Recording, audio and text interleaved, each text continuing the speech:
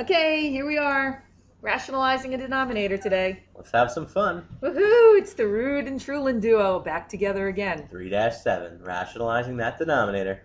All right, so we want to rationalize the denominator, and as you can see, that means that we want an equivalent fraction where the denominator is a rational number. And rational has to be a number that is exact form. Recall and remember what we dealt with the definition of rational versus irrational. Irrational was the term that we used when something was nasty, when the decimal just went on and on and on, all different numbers. All right, so, all right, Mr. Rude, quick, what's the square root of 5? Square root of 5, I believe, well, my math sense tells me it's 2.236067977. Whoa, whoa, whoa, whoa, whoa. All right. So, okay. Didn't get you on that. I believe that's about accurate. Okay, Rain Man. All right, moving on. So what this is asking us, it's asking us to take 40 and divide it by radical 5. So let's go back to the elementary school where we sang and danced in the morning and did all that stuff. And let's write the doghouse, which I can't stand. Does that bottom number go in the doghouse? I forgot. That was like first grade. Yeah, so the 40 goes here. And what number do you want to put out front?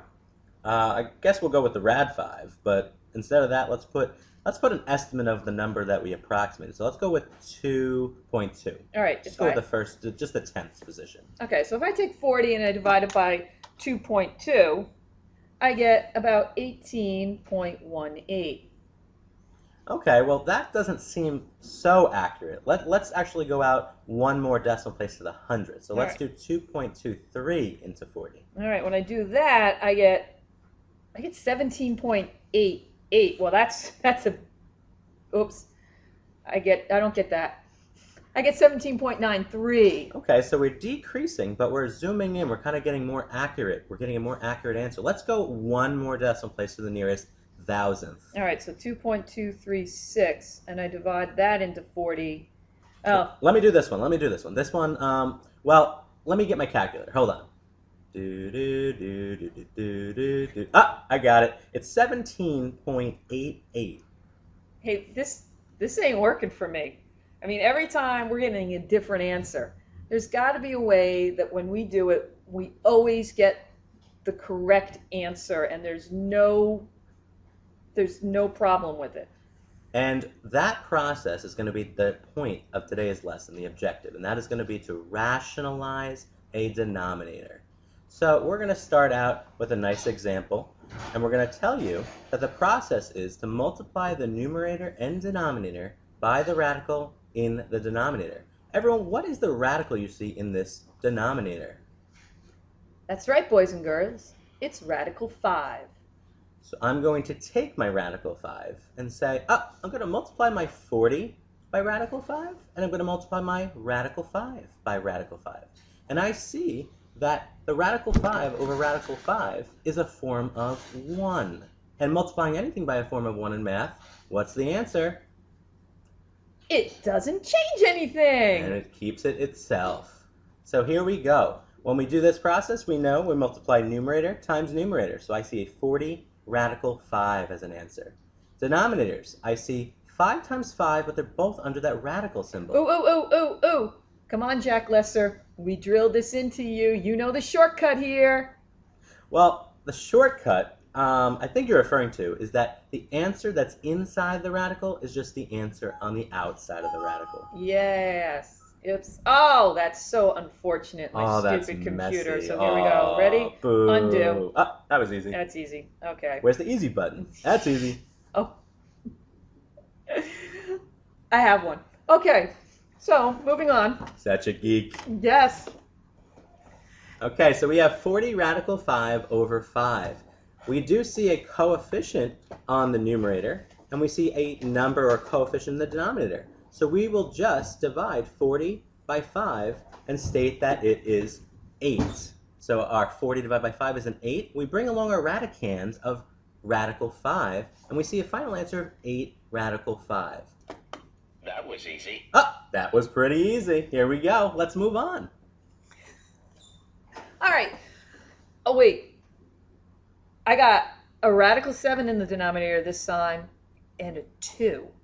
Okay, so we're not going to freak out. We're not going to say, All right. oh, it's a hard process. I'm going to go back here and writing an equivalent fraction where the denominator is a rational number.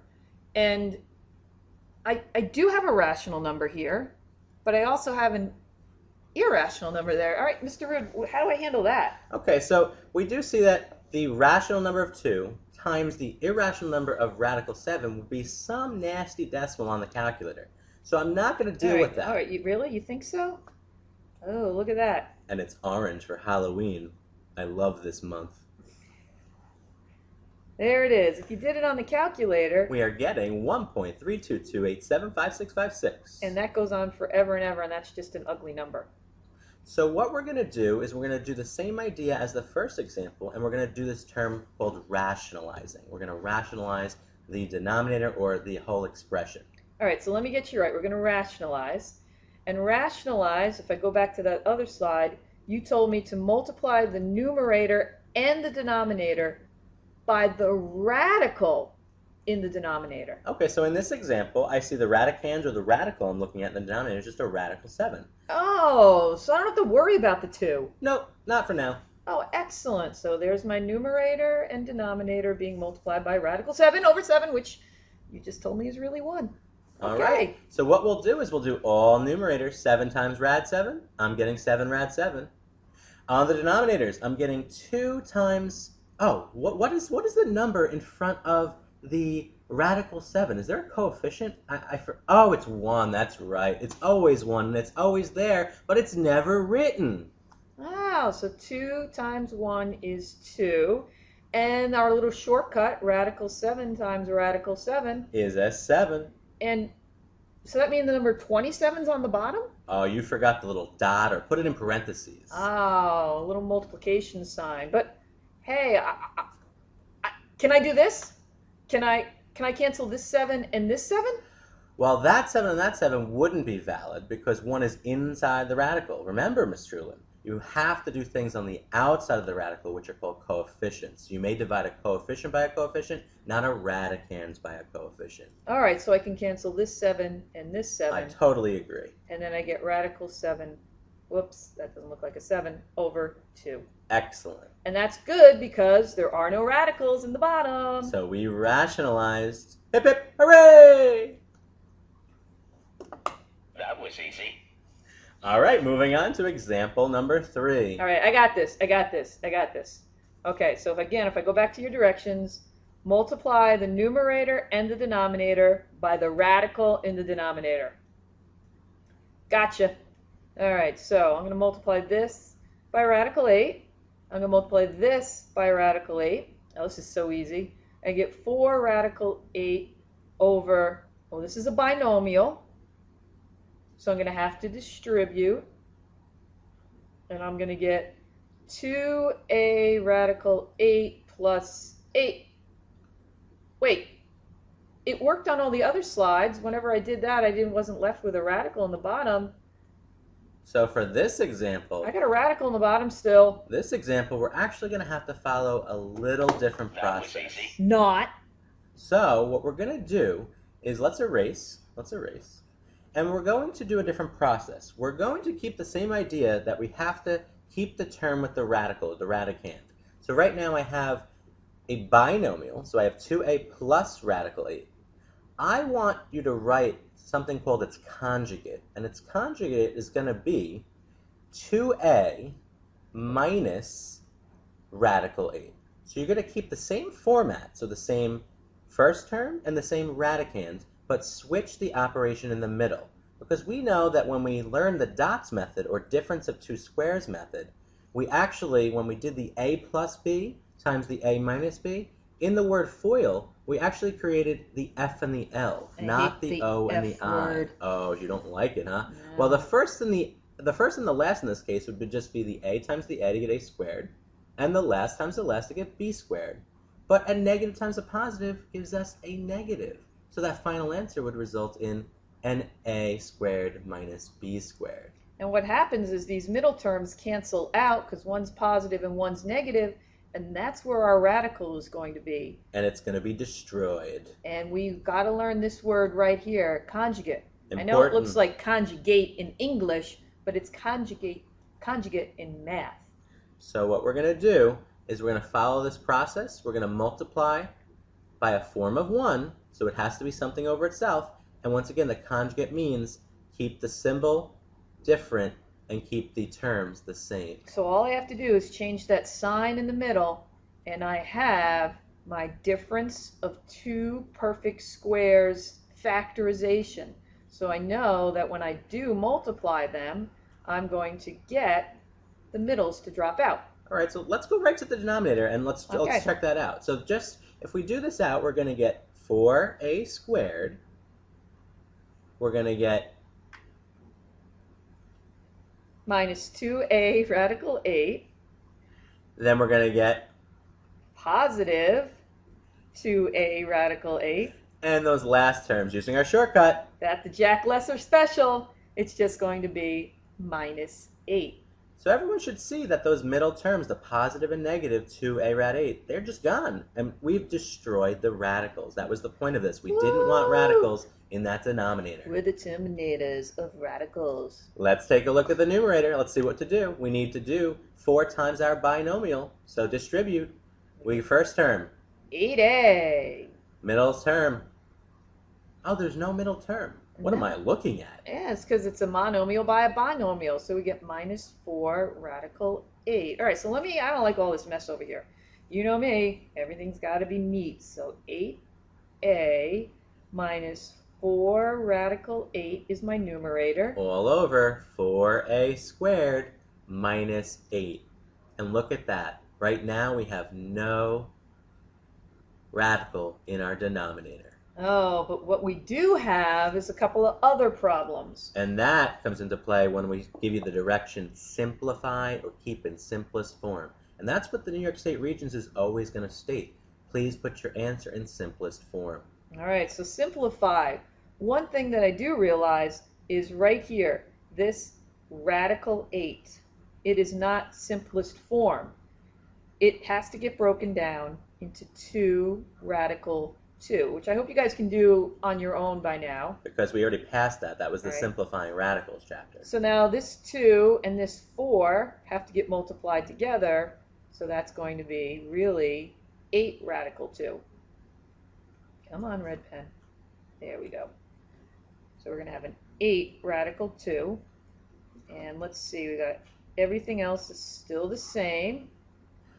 And now what we're going to try to do is factor and cancel. So our numerator, do we see something common in the 8a and the 8 rad 2? 8! Make that parentheses. We got an a minus radical 2 left. Let's go to the bottom. Is there something common in a 4a squared and an 8? 4! 4 is good. Open that parentheses. We're left with a squared minus 2. Now what do we have? Do we have anything that can simplify? Does anyone see anything? All right, hopefully, boys and girls, we know that monomials cancel with monomials, binomials cancel with binomials.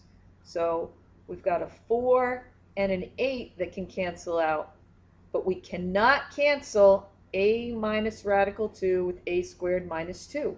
They are both binomials, but they are not like binomials. So we would leave our final answer. Numerator is 2 times the a minus rad 2. The denominator, a squared minus 2.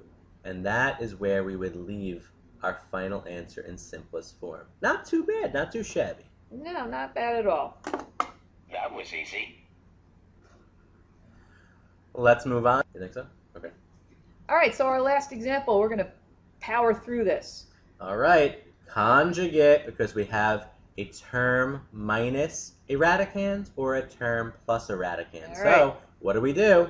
Conjugate, we're going to keep the two numbers the same, And a different symbol goes in the middle. and we're going to do the opposite, which is 2 plus radical 6. So And remember, on the top, form of 1 has to be the same. 2 plus radical 6. All right, real quick. The numerator, 3 times 2 is 6. 3 times radical 6 is 3 rad 6. Our denominators, just do the F and the L if you're looking at FOIL. Hey, I got a shortcut here. Let me hear it. I know the middles are going to cancel out, so I'm not going to bother with the middles. I'm just going to do the fronts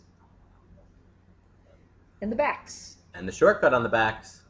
6, and I know a positive times a negative is going to be a negative, and the whole point of a conjugate is get the middles to cancel out, so why should I bother myself with writing them? All right, here we go. So we have 6 plus 3 rad 6 on the numerator. We have a -2 on the denominator. Let's see if we can complete this real quick.